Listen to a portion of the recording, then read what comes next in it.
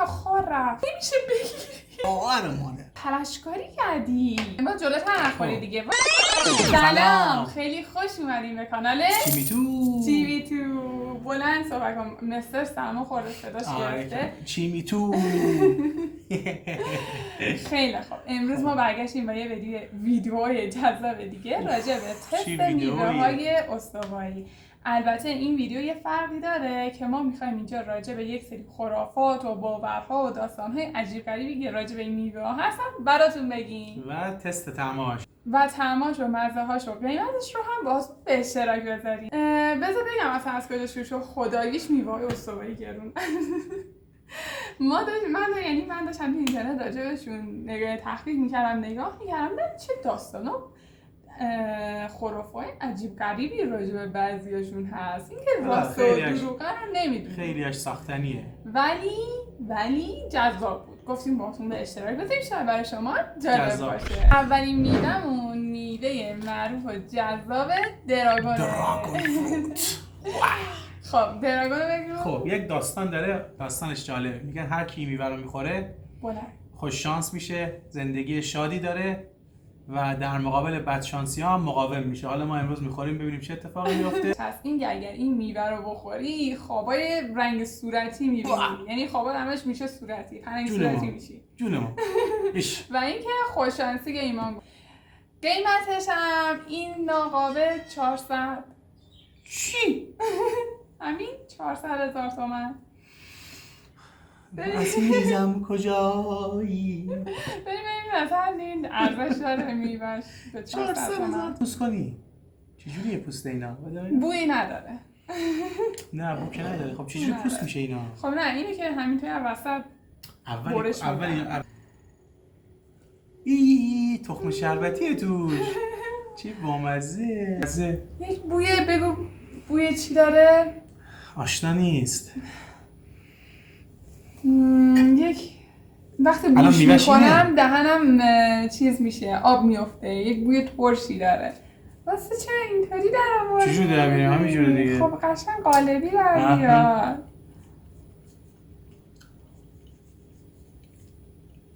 کقه. نه چی آشغالیه؟ حالا نگاه. زندگیمون شخمی نشه صلوات. اصلا مزه نداره. شاید کقه این ها؟ نه این کنم طعمش همینجوره؟ آره کق نداره. مثل یک میوه سیب کقه. نه سیب نیست بابا جان، نرمه، خیلی نرمه، لطیفه. بعد مزه آب میده. دقیقاً مزه خاصی نداره. ولی خب خوشمزه. دیگه ما هم علمی نمیخوایم بحث کنیم. نمیتونیم بگیم خوشمزه است. امیدوارم فقط نهایتش بشه زندگیمون شاد شه. اگه نه به هیچ درد نمیخوره. ولی واقعا 400 تومن نمیارزه. مزه آب میده، یعنی خوشمزه هم ما که خوشمون نیومد.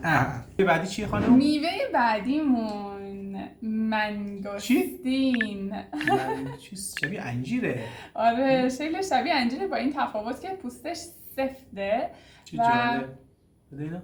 بوی چوب میده. بوی جنگل میده. خب قیمتش هم دونه‌ای 150 تومن. همین؟ بله.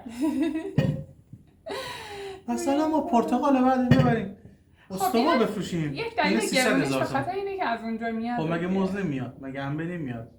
اینا به خاطر اینکه کسی مصرف نمیکنه، عرضه و تقاضاش با هم مچ نیست. ولش کن. اگه قیمتش ارزان‌تر باشه که شاید خیلی استفاده کنه. داستان جالبیه. بهش میگن روح جنگل. چرا؟ چون تو جنگل‌های جنوب شرق آسیا، جاهایی که هیچ نوری از خورشید نیست، رشد می‌کنه.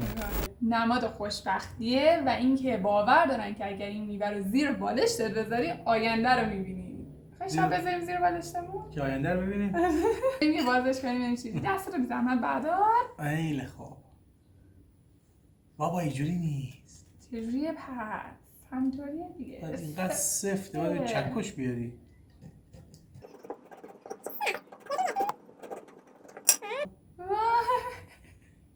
اینه میوهش. نه اینه. این همین. آره چه جذابه. من برای خودم پوست کنم. بذار با هم بخوریم. با جلوت هم نخوری دیگه. واسه منگوستین باباه. واسه با هم بخوریم.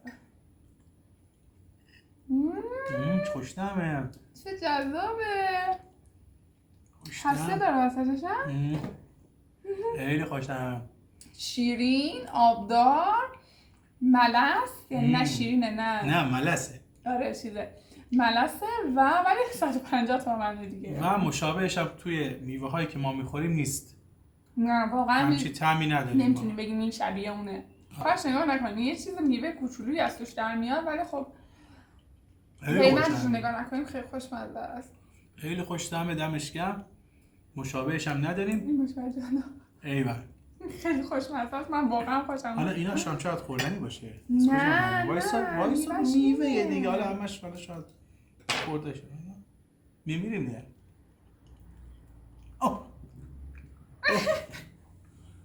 اما میوه بعدی پاپایا کجا؟ میگه شبیه انبه. از تو میوه قبلی این مادت تو دست خار رفت به پاپایا. چقدر شبیه انبه. شبیه انبه است واقعا، هم رنگش هم قیافش. بو که فعلا نداره. کوچولو بزرگتره. میگن یک میوه‌ایه که برای درمان زخما خوبه، شفابخشه، برای بیماریهای پوستی خوبه و یک افسانه هم ساختن که یک جنگجوی چینی که زخم به بدنش زیاد بوده اینو خورده، زخمش همونجا خوب شده، رفته قبیله‌شون هم نجات داده. خواهر مادر همه این کارا رو با هم می‌کرده. نه کاری که براش وجود داره اینه که هر چقدر بیشتر از این میوه بخوری دماغت گنده‌تر و گنده‌تر میشه و بدریخت و زشت میشه. شبیه خودش میشه. دماغ آدم شبیه خودش میشه. قیمتش 147 تومن. خب باز خوبه. اگه طعمش خوب باشه، چون شبیه انبه همین قیمته خوب. آره. قاش کن. گرون نیست از اون برمیزدی؟ تو هستش نمیدی؟ با یک چیزی مواجه کن. این چی تخمیه؟ خاویاره؟ توش خاویاره؟ نمیزدیم اینجوری.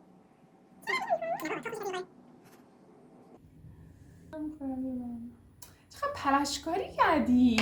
خب خوشمزه است؟ خوبه، چیز عجیب غریبی نیست. از نظر چیزی بافتی شبیه دقیقاً انبه است و خیلی شیرین نیست ولی خب مزهش خوبه، خوشمزه است. تخمای جالبی هم داره. خوبه، خوشمزه است، ارزش خرید داره به نظر من، قیمتش هم بالا نیست. خب میوه بعدی؟ میوه بعدی رامبوتان. ای که تو شورت قبلی آورده بودی. اینه قبل از اینکه ایمان بهتون مثلا میخوایم راجع به میوه صحبت کنیم من اینو گرفته بودم، یک شورت ویدیو گرفته بودم. شخمی داره. بلندتر یکم سرش اینو میگن که میوه انرژی مثبته. کسایی که مثلا حال منفی دارن اینو بخورن انرژی مثبت میشه.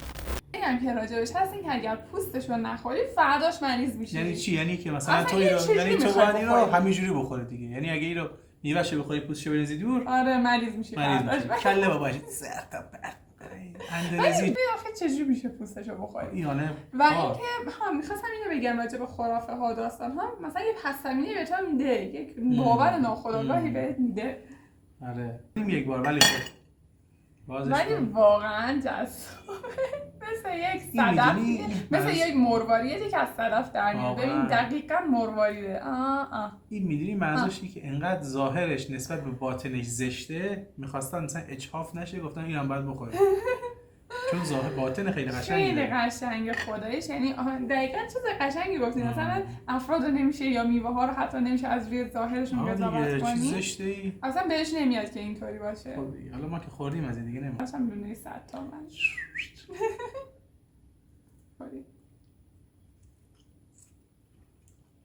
خیلی خوش طعمه. خیلی خوبه. مزه گلابی میده. گلابی، بوی گلابی هم میده. یه جورایی هم شبیه آلوه ورا هم هست. کیوانا. چی؟ کیوانا.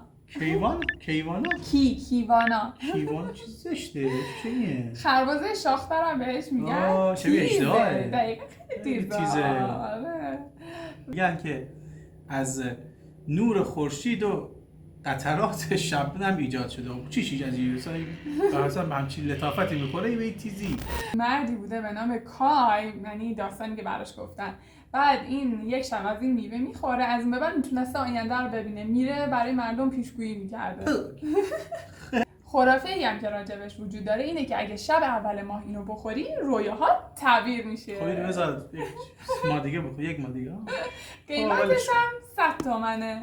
قیمتش هم خوبه. آره. نسبت به اون که دیگه از نظر توی اینا مقایسه‌ای قیمتش خوبه. من نمیدونم اینا چجوری برش میزنن هم توی دستش. ان شاءالله که آب داره. خیلی پرخواره. این اصلا نمیشه بگیریش. چی؟ نمیشه ببریش بگیریش، هر جاشو میگیرم تیزه. آره. خب وای چیه؟ این پرتقاله که میوهش کو؟ پس خر میده. اصلا میوهش کو؟ همینه دیگه. کدوم؟ همینا. ده تخمه. همین تخمه. اون خارات توست.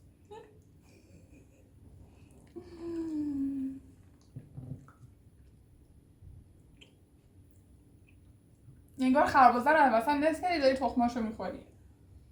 من این میوه کلا ببین اصلا هیچی نداره، گوش نداره، یعنی همش تخمه.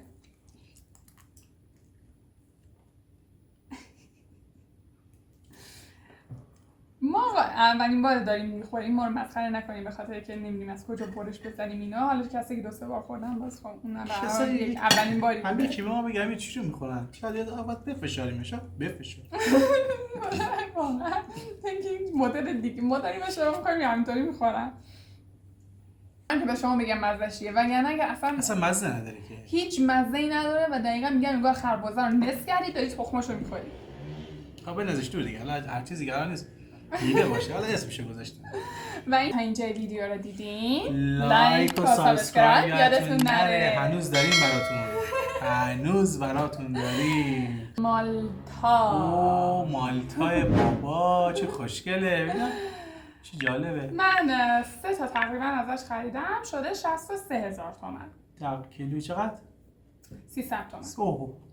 خب این داستانی که ازش هست مال درختای مالتاه تو جنوب شرق آسیا، اندونزی اونورا. تو جزیره مالتا درخت مالتا و میوه مالتا. و میگن کسی هم که بخوره نور امید، عشق و زیبایی درون شکوفا میشه. حالا ببینیم چیه ما. که راجع به این وجود داره اینه که اگر پوستش رو بندازی توی رودخونه احتمالاً میخواستن که مثلا میرن بیرون زیاد خوش زحمت ندن کیسه زباله ببرن. پوستشو بندازی توی رودخونه بدبختی‌ها و مشکلات ازت دور میشه و برکت میاد به زندگی. یه خرافه دیگه ای هم که هست اگر قبل از سال نو اینو آویزش بکنی اون سال شانست میشه انشالله. خیلی خوب. حالا قبل سال که نیست الان. برو تو کارش. حالا من این ولی برش بزنم. از اون ور بزن. این ولی؟ از اون ور. چون نه اینم که باز این شکلیه. ولی چینا تخماتی کرد. از نزدیک. چینا این شکلی یعنی همه؟ شبیه کدوه. آفرین. کدو. شما دقیقاً کدو رو بو کنید یه بو رو میشنوید. بو رو نمیشنون که. اما هرچی میشه.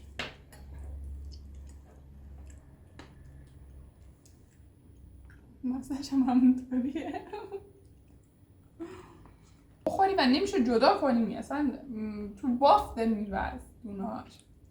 آقا ما عشقا. دونه‌هاش مثل دونه‌های شاه دونه است. دقیقاً انگار شاه دونه توشه. خیلی سفته ولی با بافت نرم میوه یعنی میوه رو میخوری دونه‌هاش میمونه. جذابیتش از بین میبره.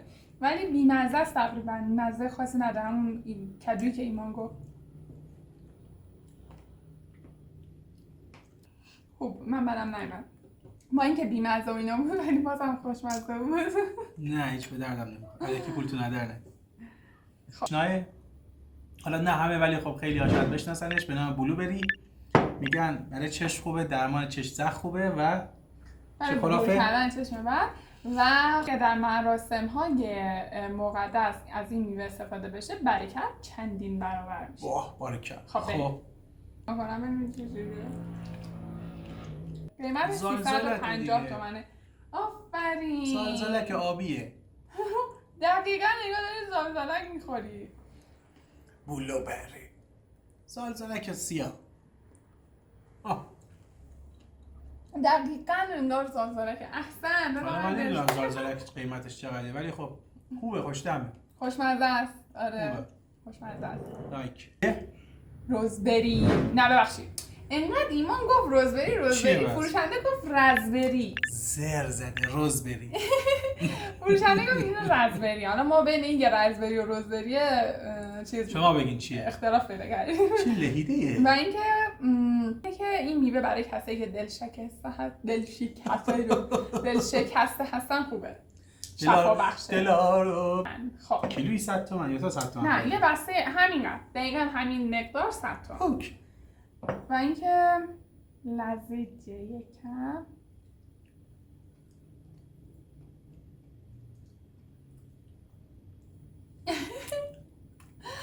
ترش نیستش که. مزه دیفنزامین میده. یه مزه خاصی داره. فقط میگی شربت دیفنزامین داری میخوری. مزه من مثل ایمان اونقدر دلم شکست اصلا. این چیزی دلار درمان میکنه. دل شکسته شد. یه قمیله دلار میکنه که دیگه اونجا رو بده. ولش کن. ولی بسا یه آخر میوه آخر به نام فیسالیست و قیمتش هم 100 تومن. چی بامزه. نه که دونه ها یه مثلا فکر کنم 7-8 تا داره. چی بامزه. آره. پروانه دمه. مالیای میگن اگر یکی از برگای درختشو یا شاخه درختشو سردر خونه آویز کنی ناامیدی تو خونه نمیاد و چشم زخمم از خونه دور میشه. و خودش هم یک میوه جادوییه که میگن از خونه و خانواده هم محافظت میکنه. حالا همین دزگیره ای گویا. وقتی باز بکنیم که بیو خوشگله. وایس خوشگله که حالا اصلا توش اینم مثل همون چیزه که گفتی. بگو این چیزی چه زلزلک گیرم. آره. مزه ترشو خوشمزه داره. مثل کدوم میوه ما؟ میشه مقایسه کنیم؟ نداره. خوبه ولی خب ترشه. من نمیدونم چرا همش ترشه. بابا اونقدر ترش نیستش. ترشش خیلی جذابه. دیگه یک میوه دیگه. به هر حال اینم میوه‌ایه که بعد ببینیم چه خاصیتی داره ولی خب نه من خوشم اومد. میوه جذابی بود. یه ترشی خیلی خوشمزه داره یعنی خیلی لول پایینه. آلوهای ماه مثلا آلو زرد ماه. آره ترشیش تقریبا شاید شبیه آلو باشه. ولی خب دونه هم نداشت. دونه هم نداشت و خوشمزه بود. نرمه. نه هسته داره نه دونه.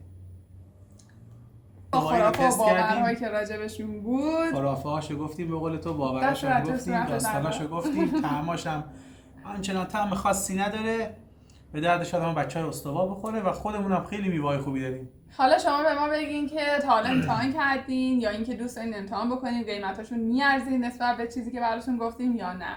اگر این ویدیو رو دوست داشتین لایک و سابسکرایب یادتون نره. خدافظ.